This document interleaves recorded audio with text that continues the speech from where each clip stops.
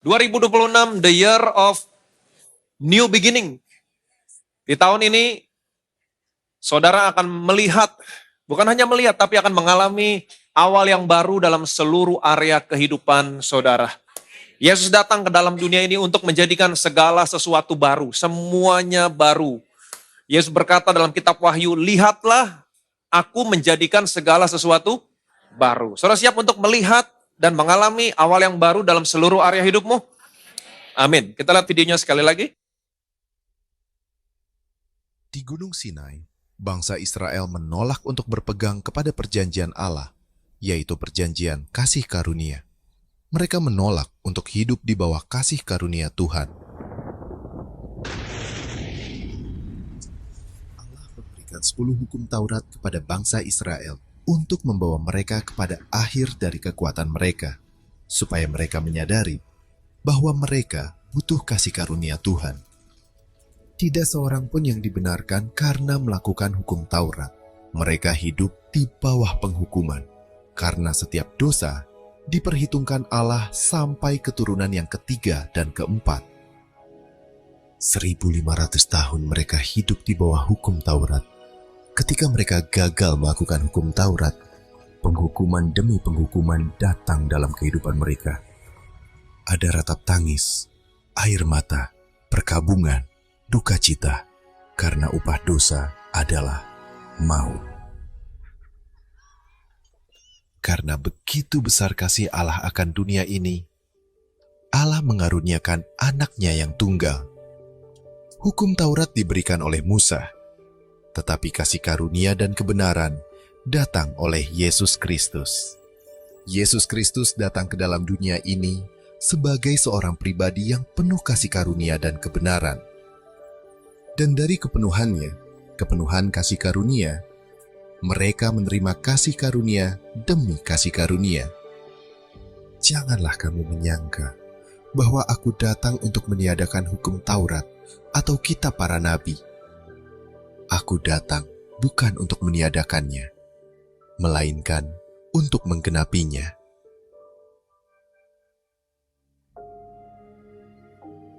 Di atas kayu salib, Yesus menggenapi seluruh tuntutan hukum Taurat, di mana setiap orang berdosa harus mati, terpisah dari Allah tanpa pengharapan dan tanpa Allah di dalam dunia. Oleh salib, dengan matinya sebagai manusia, Ia telah membatalkan hukum Taurat dengan segala perintah dan ketentuannya yang memisahkan kita dari Allah, untuk menciptakan keduanya menjadi satu, manusia baru di dalam dirinya. Kita yang dahulu jauh, sudah menjadi dekat oleh darah Kristus. Lihatlah, aku menjadikan segala sesuatu baru. Barang siapa menang, ia akan memperoleh semuanya ini. Allah menjadi Allah dan Bapa mereka, dan mereka menjadi umatnya dan anaknya. Dan Allah akan menghapus segala air mata dari mata mereka, dan maut tidak akan ada lagi. Tidak akan ada lagi perkabungan, atau ratap tangis, atau duka cita, sebab segala sesuatu yang lama itu telah berlalu. 2026, the year of new beginnings. 2026, the year of new beginning. Di tahun ini saudara akan melihat dan mengalami awal yang baru dalam seluruh area kehidupan saudara.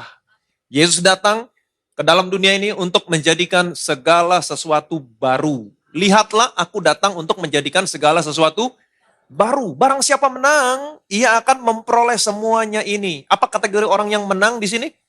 Dan inilah kemenangan yang mengalahkan dunia, yaitu iman kita. Siapakah yang mengalahkan dunia? Dengan kata lain, siapakah yang menang selain daripada dia yang percaya bahwa Yesus adalah anak Allah. Jadi kalau saudara percaya sama Yesus, saudara akan memperoleh semuanya ini. Saudara akan melihat dan mengalami awal yang baru dalam seluruh area kehidupan saudara. Yesus akan menjadikan segala sesuatunya baru. Yang lama, Yerusalem lama, hidup di bawah hukum Taurat dengan segala sistemnya sudah berlalu. Yang baru, Yerusalem baru, hidup di bawah kasih karunia sudah sudah datang. Jadi saudara dan saya yang percaya sama Yesus hari ini, saudara tidak lagi hidup di bawah hukum Taurat, tetapi di bawah kasih karunia. Betapa saudara dan saya diberkati.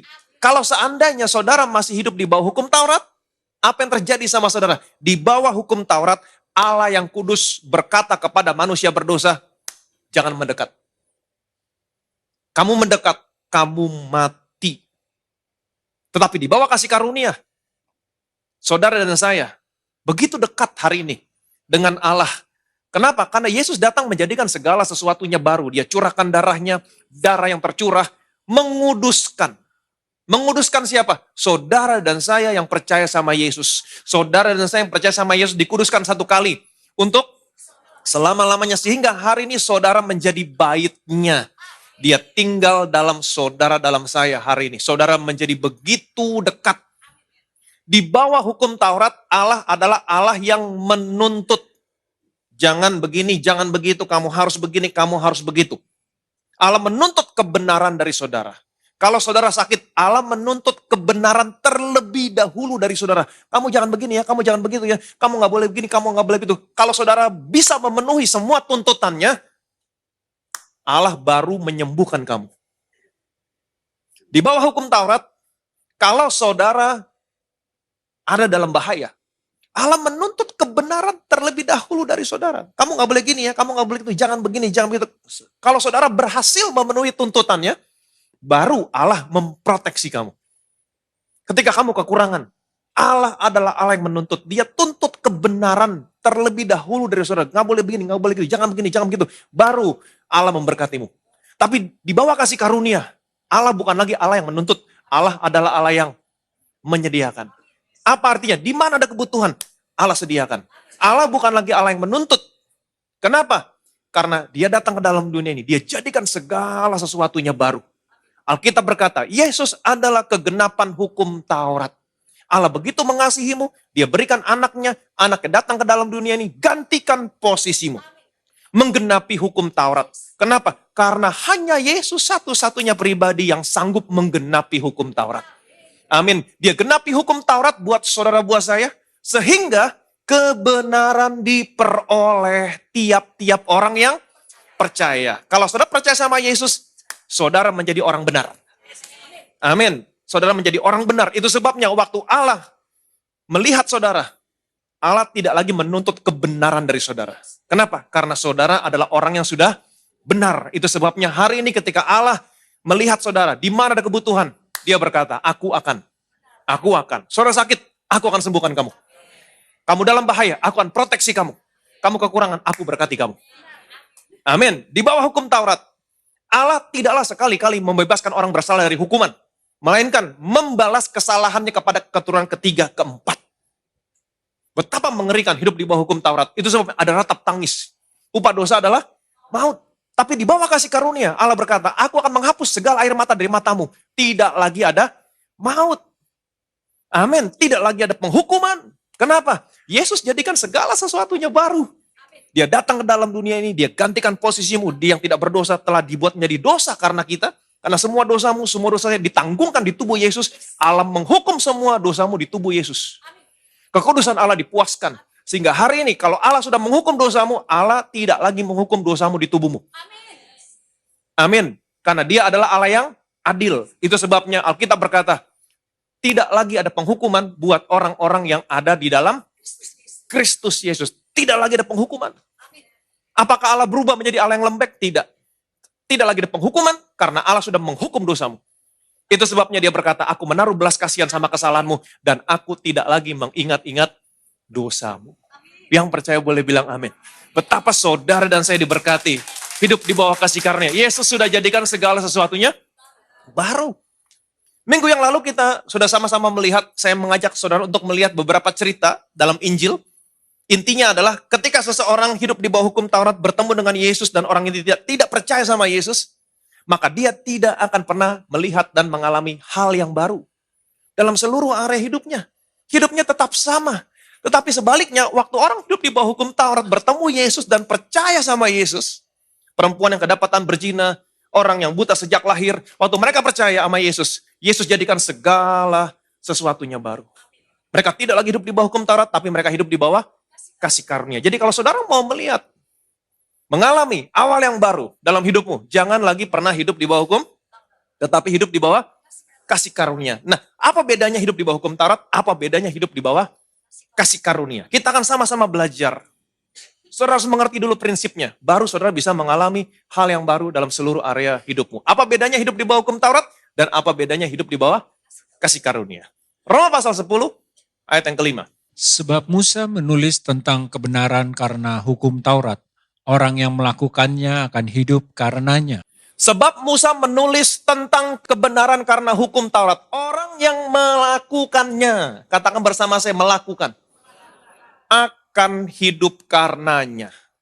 Musa menulis tentang kebenaran karena hukum Taurat. Orang yang melakukannya akan hidup karenanya. Jadi kalau saudara hidup di bawah hukum Taurat, saudara harus melakukan 10 hukum Taurat. 10-10-nya. Nggak boleh ada gagal satupun. Gagal satu, gagal semua. Saudara harus melakukan 10-10-nya. Kalau kamu berhasil, baru saudara disebut sebagai orang yang benar. Ini namanya kebenaran karena perbuatan. Saudara harus melakukan 10-10-nya, nggak boleh gagal satupun. Gagal satu, gagal semua. Yakobus berkata, barang siapa menuruti seluruh hukum ini, tetapi mengabaikan salah satu daripadanya, maka ia berdosa terhadap seluruhnya. Jadi kalau saudara mau hidup di bawah hukum Taurat, menjadi orang yang benar, saudara harus melakukan 10-10-nya. Nggak boleh ada yang gagal satupun. Pertanyaan saya, adakah orang yang sanggup hidup di bawah hukum Taurat, melaksanakan 10-10-nya tanpa ada yang gagal satupun? Tidak ada. Itu sebabnya Alkitab berkata, tidak ada seorang pun yang dibenarkan karena melakukan hukum Taurat. Hukum Taurat ditambahkan supaya pelanggaran semakin bertambah banyak. Saya mau saudara mengerti, hukum Taurat adalah tambahan. Bukan agenda utamanya Allah. Agenda utamanya Allah adalah Allah mau supaya umatnya hidup di bawah kasih karunia. Tetapi hukum Taurat terpaksa ditambahkan. Apa tujuannya? Hukum Taurat ditambahkan supaya pelanggaran semakin bertambah banyak. Hukum Taurat didesain Allah sedemikian rupa, begitu sempurna. Tuntutannya begitu tinggi. Waktu hukum ini yang begitu sempurna dengan tuntutan yang begitu tinggi, diaplikasikan, diterapkan kepada manusia yang tidak sempurna, apa yang terjadi? Dosa terekspos, kesalahan menjadi bertambah banyak. Itu tujuan Tuhan. Mendesain hukum Taurat dan memberikan kepada manusia, ditambahkan. Jadi hukum Taurat ditambahkan, bukan untuk manusia hidup di dalamnya. Kalau hukum Taurat diciptakan supaya manusia hidup di dalamnya, selesai. Enggak ada seorang pun yang sanggup. Hukum Taurat ditambahkan. Supaya pelanggaran menjadi bertambah banyak. Jadi saudara harus mengerti kenapa hukum Taurat diberikan kepada bangsa Israel. Karena pada saat itu bangsa Israel begitu sombong, hidup mengandalkan kekuatannya, perbuatannya. Itu sebabnya Tuhan memberikan 10 hukum Taurat. Untuk apa? Untuk membawa mereka kepada akhir daripada kekuatan mereka.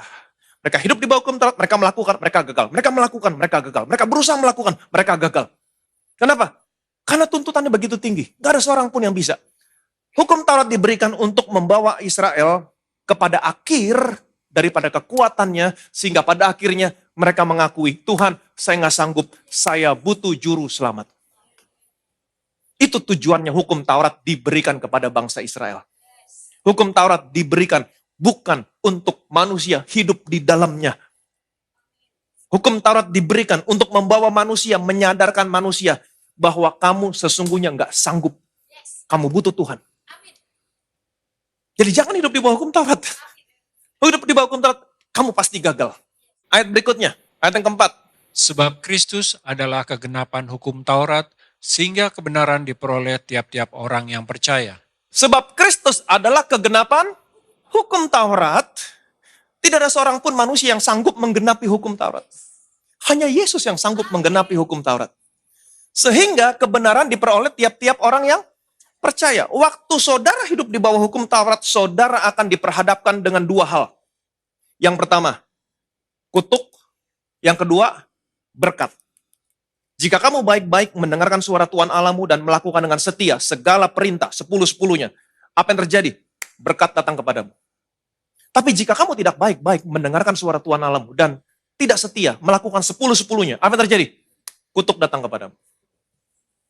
Pertanyaan saya, apakah ada orang yang sanggup melakukan 10 hukum Taurat? Nggak ada. Kalau begitu, setiap orang yang hidup di bawah hukum Taurat, mereka menghabiskan waktu hidupnya dengan hidup di bawah kutuk. Betul? Ya.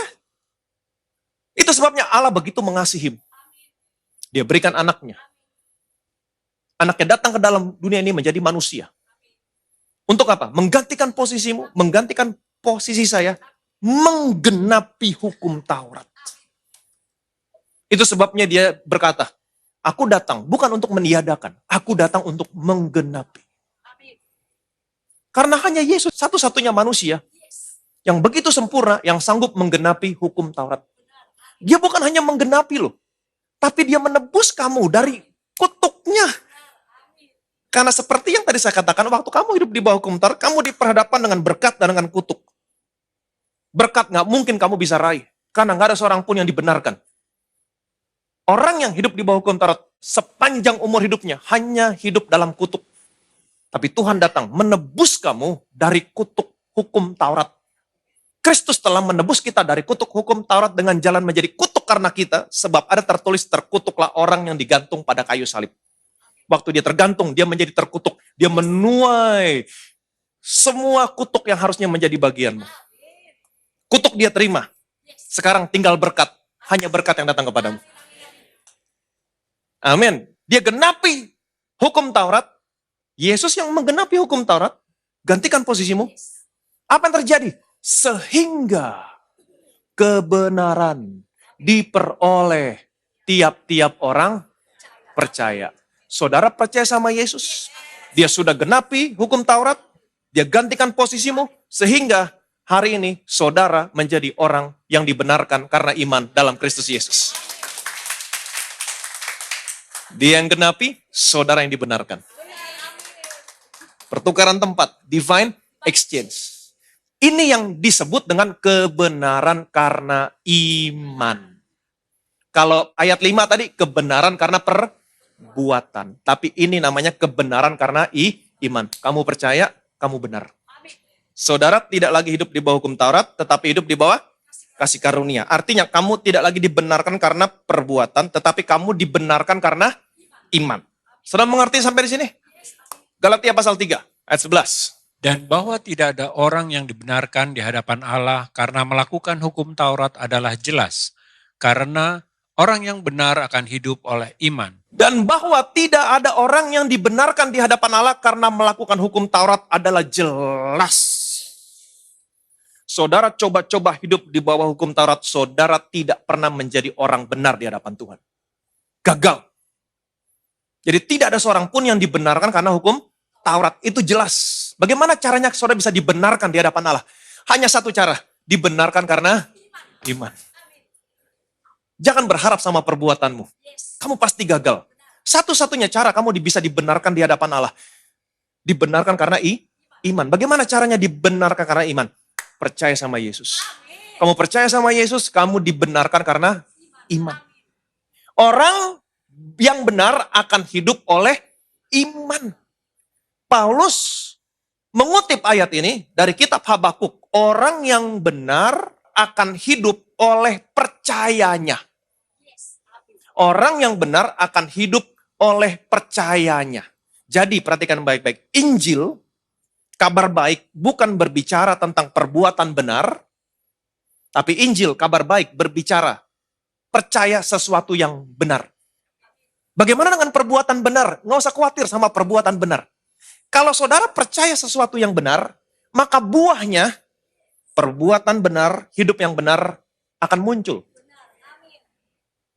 Amin. Kalau saudara percaya sesuatu yang benar, sekali lagi saya ulangi, maka perbuatan benar, hidup yang benar akan muncul sebagai buah.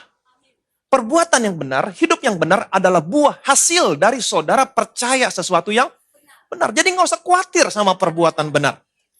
Kalau saudara percaya, saya orang yang dibenarkan karena iman dalam Kristus Yesus, apa yang terjadi? Buahnya, perbuatan benar, hidup yang benar akan muncul. Tapi banyak orang Kristen percaya sesuatu yang salah. Banyak orang Kristen yang berpikir, bahkan ini yang mereka percaya. Oh, kalau saya berbuat dosa, saya kehilangan kebenaran saya. Saya bukan lagi orang benar, tapi sekarang saya menjadi orang berdosa. Saya tidak layak, saya kotor, Tuhan marah sama saya. Kemudian apa yang terjadi? Mereka tidak mau lagi berdoa, mereka tidak mau lagi baca Alkitab, mereka tidak mau lagi datang ke gereja. Sampai mereka melakukan banyak perbuatan yang benar, banyak perbuatan yang baik, sehingga mereka merasa menjadi orang benar kembali. Baru mereka mau berdoa, datang ke gereja. No, ini namanya kebenaran karena perbuatan. Itu sebabnya area yang paling diserang iblis. Area yang paling diserang iblis adalah kebenaran karena iman. Righteousness by faith. Ini yang paling diserang. Waktu saudara berbuat sesuatu yang salah, waktu saudara berbuat dosa, iblis datang langsung mendakwa kamu. Kamu dosa, kamu kotor, kamu nggak layak, Tuhan marah sama kamu. Iblis langsung datang, mendakwa saudara.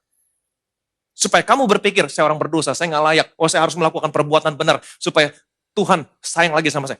Ini yang paling diserang. Ingat baik-baik. Saudara dan saya tidak lagi hidup di bawah hukum Taurat. Tetapi hidup di bawah kasih karunia. Kamu tidak lagi dibenarkan berdasarkan perbuatan. Tapi kamu dibenarkan karena iman. Kebenaran yang kamu miliki, itu nggak ada hubungannya sama perbuatanmu. Kebenaran yang kamu miliki adalah anugerah. Saudara terima karena saudara percaya. Kebenaran yang Tuhan berikan, itu kekal untuk selama-lamanya. Amin.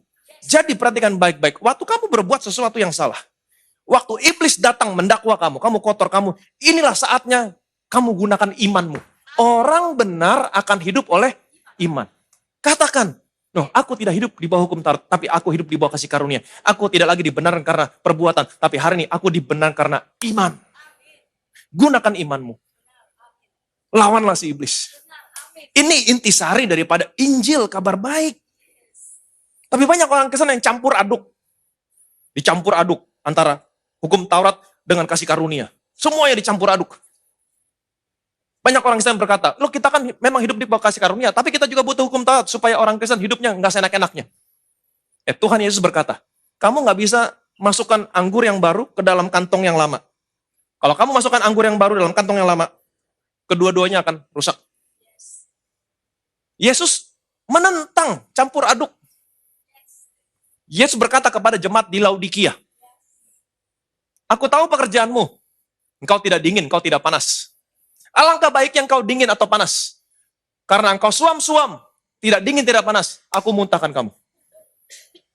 Jadi dengan kata lain, Tuhan mau bilang gini, kalau kamu mau hidup di bawah hukum Taurat, hidup di bawah hukum Taurat 100% totalitas. Sanggup? Kalau nggak sanggup, hidup di bawah kasih karunia. 100% totalitas. Amin. Jangan dicampur aduk. Jadi Tuhan datang untuk menjadikan segala sesuatunya baru. Supaya kamu tidak lagi hidup di bawah hukum Taurat, tapi kamu hidup di bawah kasih karunia. Supaya kamu dibenarkan bukan lagi karena perbuatan, tapi kamu dibenarkan karena iman. Kenapa Tuhan jadikan semuanya baru? Saudara harus mengerti. Itu sebabnya saya akan ajak saudara untuk melihat bagaimana kehidupan Petrus. Kita bisa melihat perbedaannya, compare and contrast. Bagaimana respon Petrus waktu dia hidup di bawah hukum Taurat, dibenarkan karena perbuatan, dan bagaimana responnya Petrus ketika dia sudah diubahkan. Hidup di bawah kasih karunia, dibenarkan karena iman. Kita lihat, saudara akan mengerti kenapa Tuhan membenarkan saya bukan lagi karena perbuatan, tapi karena iman. Kamu akan mengerti. Lukas pasal 5, ayat 4 sampai 8. Setelah selesai berbicara, ia berkata kepada Simon, bertolaklah ke tempat yang dalam dan tebarkanlah jalamu untuk menangkap ikan. Simon menjawab, Guru, telah sepanjang malam kami bekerja keras dan kami tidak menangkap apa-apa, tetapi karena engkau menyuruhnya, aku akan menebarkan jala juga. Dan setelah mereka melakukannya, mereka menangkap sejumlah besar ikan, sehingga jala mereka mulai koyak. Lalu mereka memberi isyarat kepada teman-temannya di perahu yang lain, supaya mereka datang membantunya. Dan mereka itu datang, lalu mereka bersama-sama mengisi kedua perahu itu dengan ikan, sehingga hampir tenggelam. Ketika Simon Petrus melihat hal itu, ia pun tersungkur di depan Yesus dan berkata, "Tuhan, pergilah daripadaku karena aku ini seorang berdosa." Pertama kali Yesus bertemu dengan Petrus, Yesus meminjam perahu Petrus untuk mengajar. Betul? Selesai Yesus mengajar. Yesus berkata kepada Petrus, "Tolakkan perahumu ke tempat yang dalam, tebarkan jalamu." Setelah itu apa yang terjadi? Mereka mendapat sejumlah ikan besar, jalannya hampir koyak, kemudian mereka mengisi perahu dengan ikan, 2 perahu penuh dengan ikan, dan perahunya hampir tenggelam. Nah, ketika Petrus melihat kejadian ini, perhatikan baik-baik. Bagaimana responnya dia? Kata Simon Petrus, ketika Simon Petrus melihat hal itu, ia pun tersungkur di depan Yesus dan berkata, "Tuhan, pergilah daripadaku sebab karena aku ini orang berdosa." Kenapa Petrus berkata demikian? Pergilah daripadaku karena aku orang berdosa. Kenapa? Karena Petrus masih hidup di bawah hukum Taurat. Ini respon orang yang hidup di bawah hukum Taurat. Kenapa? Karena seperti tadi yang saya katakan sama saudara, di bawah hukum Taurat, Allah yang kudus berkata kepada manusia berdosa, "Jangan mendekat. Kamu mendekat, kamu mati." Jangan mendekat. Itu sebabnya semua orang yang hidup di bawah hukum Taurat, perhatikan baik-baik, semua orang yang hidup di bawah hukum Taurat, ketika mereka berbuat sesuatu yang salah, mereka pergi dari Tuhan. Mereka menjauh dari Tuhan. Dan saya mau kasih tahu sama saudara, semakin kamu pergi, semakin kamu menjauh dari Tuhan, kamu semakin mati. Ini yang terjadi. Ingat baik-baik. Respon orang yang hidup di bawah hukum Taurat dibenarkan karena perbuatan. Waktu mereka gagal, mereka menjauh dari Tuhan. Pergilah daripadaku, sebab aku ini orang berdosa. Tetapi kita lihat berikutnya. 3,5 tahun kemudian. 3,5 tahun kemudian. Semalam sebelum Yesus diserahkan. Yesus perjamuan kudus bersama dengan murid-muridnya. Dan malam itu Yesus berkata, "Malam hari ini kamu semua akan tergoncang imanmu karena aku." Kemudian lagi-lagi Petrus berkata, "Tuhan, sekalipun mereka tergoncang, aku sekali-kali tidak." Petrus selalu mengandalkan kekuatannya, karena dia hidup di bawah hukum Taurat. Kemudian Yesus berkata begini, pasal 22. "Simon, Simon, lihat, iblis telah menuntut untuk menampi kamu seperti gandum, tetapi aku telah berdoa untuk engkau supaya imanmu jangan gugur. Dan engkau, jikalau engkau sudah insaf, kuatkanlah saudara-saudaramu." Simon, Simon, lihat, iblis telah menuntut untuk menampi kamu seperti gandum. Tetapi aku telah berdoa untuk engkau, supaya imanmu jangan gugur. Yesus tidak berkata tentang perbuatan. Yesus berkata tentang imanmu. Kenapa? Nanti saudara mengerti. Kenapa Yesus berkata, imanmu jangan gugur. Kamu boleh gugur, tapi imanmu jangan. Dan, perhatikan baik-baik, jikalau engkau sudah insaf, kuatkanlah saudara-saudaramu. Yesus menubuatkan kemenangan Petrus. Petrus akan menang. Tapi sebelum Petrus menang, Tuhan berpesan, "Petrus, sekalipun kamu gagal, tapi ingat baik-baik, imanmu jangan." Yesus berkata tentang iman.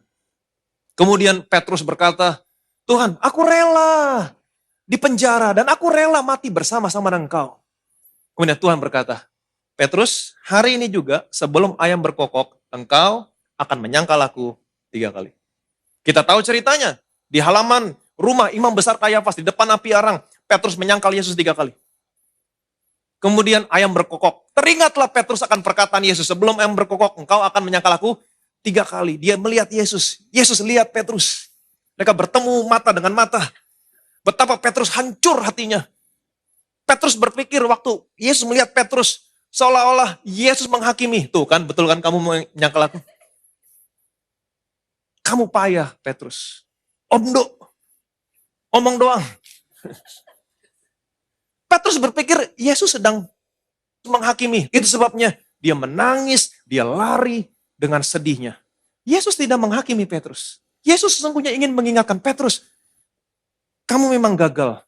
Tapi ingat pesanku, Imanmu jangan gugur. Iman, jangan sampai gugur. Betapa Yesus sangat mengasihi Petrus. Sebagaimana Yesus mengasihi Petrus, demikianlah Yesus mengasihi saudara, mengasihi saya. Amin. Jadi kalau saudara berbuat sesuatu yang salah, kalau pikiranmu mendakwa kamu, atau kamu berpikir sesuatu yang salah dan iblis datang mendakwa kamu, inilah saatnya kamu gunakan imanmu. Atau iblis berkata kamu kotor, kamu dosa, kamu. No. Sebagaimana Yesus mengasihi Petrus, demikianlah Yesus mengasihi kamu. Melalui peristiwa ini, kita tahu, sesungguhnya Yesus berkata hal yang sama. Kamu bisa gugur, kamu bisa gagal, tapi satu hal aku minta, imanmu jangan gugur. Imanmu jangan gugur. Kamu tetap harus percaya, aku mengasihi kamu. Aku selalu ada bersama-sama dengan kamu, dan aku tidak akan pernah meninggalkan kamu sampai kesudahan zaman. Amin. Kamu bisa gagal, tapi imanmu jangan. Tetap percaya, Yesus mengasihi kamu. Ini penting. Kenapa? Kemudian Yesus mati, Yesus bangkit. Maria Magdalena datang ke kubur Yesus pagi-pagi dan dia bertemu dengan seorang muda, malaikat, dan malaikat ini berkata, jangan takut, Yesus sudah bangkit. Beritahukan kepada murid-muridnya dan beritahukan kepada Petrus. Nama Petrus disebut secara personal. Kenapa? Karena Yesus tahu Petrus mungkin ada di satu tempat, dia menangis, dia merasa gagal, mengutuk dirinya, merasa dirinya tidak layak. Kenapa? Karena Petrus hidup di bawah hukum Taurat, dia menghakimi keberadaannya berdasarkan perbuatannya. Tetapi kita tahu, akhirnya Yesus menampakkan diri kepada Petrus secara personal. Kalau kita baca Injil, kita tahu bahwa urutan Yesus menampakkan diri kepada murid-muridnya. Yang pertama kepada Maria Magdalena, kemudian kepada kedua orang murid yang sedang dalam perjalanan ke Emmaus, kemudian kepada ke-11 muridnya. Tapi kalau kita baca kisah tentang dua murid yang sedang dalam perjalanan ke Emmaus, dari mereka berdua kita tahu bahwa sesungguhnya Tuhan telah menampakkan diri kepada Simon. Jadi sebelum menampakkan diri kepada kedua orang yang dalam perjalanan ke Emmaus, Tuhan menampakkan diri terlebih dahulu kepada siapa? Kepada Simon Petrus. Alkitab tidak mencatat bagaimana, kapan, dan seperti apa Tuhan menampakkan diri kepada Simon. Tapi dari dua orang ini kita tahu, Yesus menampakkan diri kepada Simon secara personal. 1 Korintus 15 ayat 5. Bahwa ia telah menampakkan diri kepada Kefas dan kemudian kepada 12 muridnya. Dan bahwa ia telah menampakkan diri kepada siapa? Kefas. Siapa Kefas? Simon Petrus. Dalam bahasa Arab, Simon Petrus, Kefas namanya. Jadi urutannya gini, Yesus menampakkan diri kepada Maria Magdalena, setelah itu kepada Petrus, setelah itu kepada kedua orang murid yang sedang dalam perjalanan ke Emmaus, setelah itu baru kepada murid-murid yang lain. Dan saya percaya ketika Yesus menampakkan diri kepada Petrus secara personal, disitulah Yesus memulihkan Petrus. Yesus menjelaskan segala sesuatunya sama seperti Yesus menjelaskan kepada kedua orang murid yang sedang dalam perjalanan ke Emmaus. Yesus menceritakan semua yang tertulis tentang dia dalam seluruh kitab suci, dari mulai dari kitab Musa sampai kitab Nabi-Nabi. Sama, saya juga percaya waktu Yesus menampakkan diri kepada Petrus, Yesus menjelaskan segala sesuatunya. Petrus, aku datang, aku harus melalui semuanya ini. Aku datang untuk menjadikan segala sesuatunya baru, Petrus. Supaya orang-orang tidak lagi hidup di bawah hukum Taurat, tapi hidup di bawah kasih karunia. Amin. Kamu akan melihat Petrus, bait Allah di tengah-tengah kamu dan aku tinggal dalam mereka. Aku menjadi Allah mereka, kamu menjadi umatku. Kamu akan melihat, aku akan menghapus segala air mata dari mata mereka dan maut tidak ada lagi. Barang siapa menang, dia memperoleh semuanya ini. Termasuk kamu Petrus, kalau kamu percaya kepadaku, kamu terima semuanya ini. Kamu nggak lagi hidup di bawah hukum Taurat, kamu hidup di bawah kasih karunia. Aku tidak lagi membenarkan kamu berdasarkan perbuatan kamu, tapi aku hari ini membenarkan kamu karena imanmu. Itu sebabnya ingat aku berpesan kepadamu, imanmu jangan gugur. Karena dasar aku membenarkan kamu sekarang adalah imanmu. Itu sebabnya aku berpesan, imanmu jangan gugur. Tetap percaya kepadaku, tetap percaya aku mengasihi kamu, tetap percaya aku tidak pernah meninggalkan kamu, tetap percaya bahwa aku selalu menyertai kamu sampai kepada kesudahan zaman. Petrus tahu di sana. Dan saya percaya dia dipulihkan. Amin. Sekarang dia tahu, dia bukan lagi dibenarkan karena perbuatan, tapi dia dibenarkan karena iman. Minggu depan, Bukan minggu depan, minggu depan. Minggu depan setelah peristiwa ini. Karena Yesus menampakkan diri setiap hari Minggu. Betul? Dari minggu yang satu ke minggu yang lain. Bukan minggu depan. Yesus menampakkan diri dari hari Minggu yang satu ke minggu yang lain. Minggu yang kedua setelah penampakan Yesus, Yesus menampakkan diri kepada murid-murid yang lain. Di pantai Danau Tiberias. Petrus ada di sana. Pertanyaan saya, setelah Petrus diubahkan, bagaimana respon dia? Responnya tetap sama enggak? Kita lihat, perhatikan baik-baik. Yohanes 21 ayat 1 sampai dengan 7. Kemudian Yesus menampakkan diri lagi kepada murid-muridnya di pantai Danau Tiberias dan ia menampakkan diri sebagai berikut. Di pantai itu berkumpul Simon Petrus, Thomas yang disebut Didimus, Nathanael dari Kana, dan yang di Galilea, anak-anak Zebedius, dan 2 orang muridnya yang lain. Kata Simon Petrus kepada mereka, "Aku pergi menangkap ikan," kata mereka kepadanya, "Kami pergi juga dengan engkau." Mereka berangkat lalu naik ke perahu, tetapi malam itu mereka tidak menangkap apa-apa. Ketika hari mulai siang, Yesus berdiri di pantai, akan tetapi murid-murid itu tidak tahu bahwa itu adalah Yesus. Kata Yesus kepada mereka, "Hai anak-anak, adakah kamu mempunyai lauk pauk?" Jawab mereka, "Tidak ada." Maka kata Yesus kepada mereka, "Tebarkanlah jalamu di sebelah kanan perahu, maka akan kamu peroleh." Lalu mereka menebarkannya dan mereka tidak dapat menariknya lagi karena banyaknya ikan. Maka murid yang dikasihi Yesus itu berkata kepada Petrus, "Itu Tuhan." Ketika Petrus mendengar bahwa itu adalah Tuhan, maka ia mengenakan pakaiannya sebab ia tidak berpakaian lalu terjun ke dalam danau. Kalau saudara perhatikan baik-baik, ceritanya cerita yang sama, ada danau, danau yang sama, perahu, mungkin perahu yang sama, ada jala, ada ikan, semuanya ceritanya sama. Bintang utamanya sama, Petrus dan Yesus. Tapi endingnya berbeda. Betul? Endingnya berbeda. Ceritanya sama, itu sebabnya tadi saya katakan saudara bisa compare and contrast. Perahunya ada di sana, jalanya di sana, ikannya, semua tentang orang yang menangkap ikan. Dan aktor utamanya sama, Petrus dan Yesus. Betul? Perhatikan baik-baik.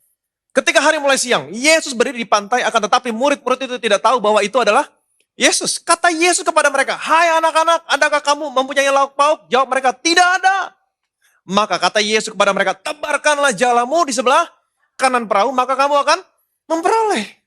Bahkan ceritanya pun sama, tebarkan jalamu. Ini juga, tebarkan jalamu. Lalu mereka menebarkannya dan mereka tidak dapat menariknya lagi karena banyaknya ikan. Ikan yang didapat juga sama, banyak. Maka murid yang dikasih Yesus itu berkata kepada Petrus, "Itu Tuhan." Yohanes berkata, "Itu Tuhan." Ketika Petrus mendengar bahwa itu adalah Tuhan, responnya bagaimana? Ingat baik-baik, di cerita yang pertama kali, waktu dia masih hidup di bawah hukum Taurat. Waktu dia tahu, itu Tuhan. Dia tahu itu Tuhan. Bagaimana responnya? "Pergilah daripadaku, sebab aku ini orang berdosa." Waktu dia masih hidup di bawah hukum Taurat, waktu dia melihat Tuhan, "Pergilah daripadaku, sebab aku ini orang berdosa." Jadi orang yang hidup di bawah hukum Taurat, waktu dia berbuat salah, dia akan pergi dari Tuhan. Dia akan menjauh dari Tuhan. Semakin orang menjauh, semakin mati. Allah begitu mengasihimu. Itu sebabnya dia datang ke dalam dunia ini. Dia jadikan segala sesuatunya baru. Amin. Cerita yang sama. Pemeran utamanya juga sama. Tentang menangkap ikan. Tapi Petrus yang hari ini adalah Petrus yang berbeda. Kenapa? Karena dia sudah tahu, dia bukan lagi orang yang dibenarkan karena perbuatan. Dia adalah orang yang dibenarkan karena iman. Waktu dia tahu, itu Tuhan. Ia mengenakan pakaiannya, sebab ia tidak berpakaian, lalu terjun ke dalam danau. Kalau dia masih hidup di bawah hukum Taurat, dia terjun ke dalam danau, dan dia berenang menjauh dari Yesus. Pergilah daripadaku, karena aku ini orang berdosa. Karena dia masih hidup di bawah hukum Taurat. Tapi dia sudah diubahkan. Dia berpakaian, karena dia tidak berpakaian, dia terjun ke dalam danau ke arah Yesus. Dia memiliki keberanian datang. Kenapa? Karena dia tidak lagi hidup di bawah hukum Taurat, dia hidup di bawah kasih karunia. Dia tidak lagi dibenarkan karena perbuatan, dia dibenarkan karena iman. Tuhan membenarkan kamu bukan lagi karena perbuatan, tapi karena iman, bukan untuk membuat kamu hidup seenak-enaknya, enggak. Supaya kamu punya keberanian. Datang, bukan menjauh. Kamu menjauh, kamu mati. Tuhan gak mau kamu mati. Itu supaya Tuhan mau kamu datang. Apapun keadaanmu, datang. Yang pertama pokoknya datang. Amin. Dan tahtanya bukan lagi tahta penghukuman. Tahtanya adalah tahta kasih karunia. Yang penting kamu datang dulu sini. Apapun keadaanmu, datang. Dan apa yang terjadi waktu kamu datang kepada takhta kasih karunia? Apa yang terjadi? Ibrani pasal 4 ayat 16. Sebab itu marilah kita dengan penuh keberanian menghampiri tahta kasih karunia, supaya kita menerima rahmat dan menemukan kasih karunia untuk mendapat pertolongan kita pada waktunya. Yesus jadikan semuanya baru. Tahtanya bukan lagi takhta penghukuman. Tapi tahtanya adalah takhta apa? Kasih karunia. Dan kamu bukan lagi dibenarkan perbuatan, tapi kamu dibenarkan karena iman. Supaya apa? Supaya kamu punya keberanian datang.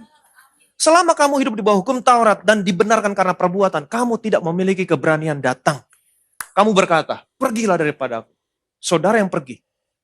Semakin kamu pergi, semakin kamu mati. Tapi Tuhan jadikan segala sesuatunya baru. Tahtanya bukan lagi tata penghukuman, tahtanya adalah tata kasih karunia. Kamu dibenarkan bukan lagi karena perbuatan, tapi karena iman. Supaya kamu memiliki keberanian datang. Yes, benar. Amin. Dan waktu kamu datang ke takhta kasih karunia, perhatikan baik-baik. Kamu akan menerima rahmat, mercy, Yes. belas kasihan Tuhan. Apa itu rahmat? Kamu tidak menerima apa yang seharusnya kamu terima. Benar. Amin. Saudara seharusnya menerima penghukuman, tapi kamu tidak menerima apa yang seharusnya kamu terima. Itu rahmat, mercy, belas kasihan Tuhan. Seharusnya saya dihukum, tapi saya tidak menerima penghukuman. Itu rahmat. Itu mercy. Itu belas kasihan Tuhan. Dan kemudian, apalagi yang kamu temukan? Kamu menemukan kasih karunia. Apa itu kasih karunia? Kamu menerima. Kalau rahmat, kamu tidak menerima. Apa yang seharusnya kamu terima. Yes. Tapi kasih karunia, kamu menerima apa yang seharusnya tidak layak saya terima. Itu bedanya. Kamu menerima rahmat dan kamu menerima kasih karunia. Amin. Jadi Tuhan memberikan anugerah kebenaran kepada saudara terlebih dahulu. Anugerah kebenaran. Dan supaya kamu memiliki keberanian datang kepada Tuhan. Dan waktu kamu datang, kamu menerima kasih karunia. Kasih karunia. Demi kasih karunia. Kasih karunia yang berlimpah. Ini yang Petrus alami. Dia menerima anugerah kebenaran. Dan dia memiliki keberanian datang. Waktu dia datang, dia menerima kasih karunia. Kasih karunia. Kasih karunia. Berlimpah. Saudara tahu sebelum Yesus naik ke surga, apa yang paling berharga buat Yesus? Domba-dombanya. Kepada siapa domba-dombanya dipercayakan sebelum naik ke surga? Kepada Petrus. Orang yang baru menyangkal dia. Kalau saya jadi Yesus, mungkin saya tidak akan pernah mau mempercayakan domba-domba kepada Petrus. Tapi kenapa Yesus mempercayakan domba-domba kepada seseorang yang baru saja menyangkal dia 3 kali? Kasih karunia. Amin. Petrus menerima kasih karunia. Pada hari Pentakosta, Petrus berkhotbah. Apa yang terjadi? 3.000 orang selamat. Mulut yang sama yang pernah menyangkal Yesus sambil bersumpah. Mulut yang sama, waktu mulut ini berkhotbah, 3.000 orang selamat. Kalau bukan karena kasih karunia, karena apa? Dia menerima kasih karunia. Dia menerima kasih karunia. Yang pertama, dia terima anugerah kebenaran. Dia miliki keberanian datang menghampiri takhta kasih karunia. Dia menerima mercy, dia menerima rahmat, dia menerima kasih karunia. Dan apa yang terjadi? Alkitab berkata, maka lebih benar lagi mereka yang menerima kelimpahan kasih karunia dan anugerah kebenaran akan hidup. Hidup. Kamu datang, kamu semakin hidup. Kamu hidup di bawah hukum Taurat, kamu menjauh, kamu mati. Betapa baiknya Tuhan. Dia jadikan segala sesuatunya baru. Supaya apa? Apapun keadaanmu. Yang pertama kali dia mau, jangan menjauh. Datang. Datang. Apapun keadaanmu. Come as you are. Datang apa adanya kamu. Apa adanya. Dan ketika kamu datang apa adanya, Tuhan tidak akan pernah membiarkan kamu apa adanya terus-menerus. Tidak akan. Kamu akan menerima mercy, kamu menerima rahmat, dan kamu menerima pertolongan kamu tepat pada waktunya. Orang yang jatuh berbuat salah, dia butuh pertolongan.